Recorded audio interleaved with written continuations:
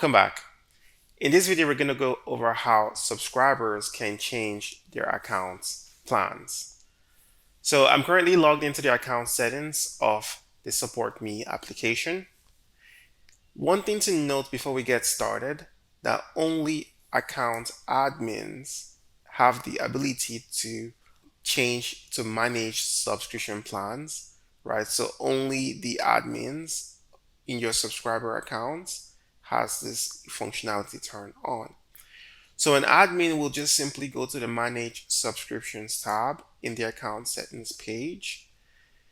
They will then switch to the Change Pricing Plans tab, select the service, which is usually the current service, and then get the current plan.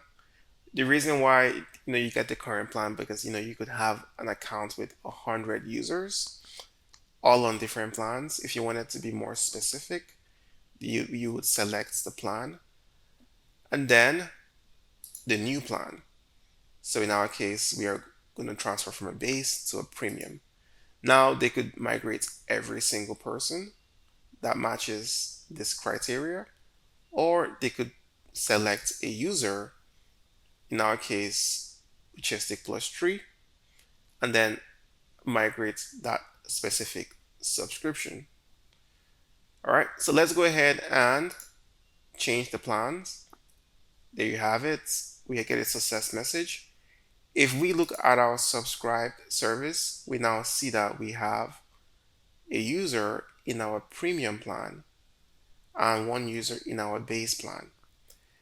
If we look at the subscriber action logs, we can see that we have migrated a user.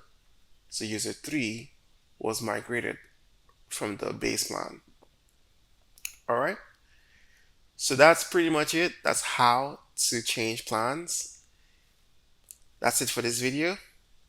See you in the next one.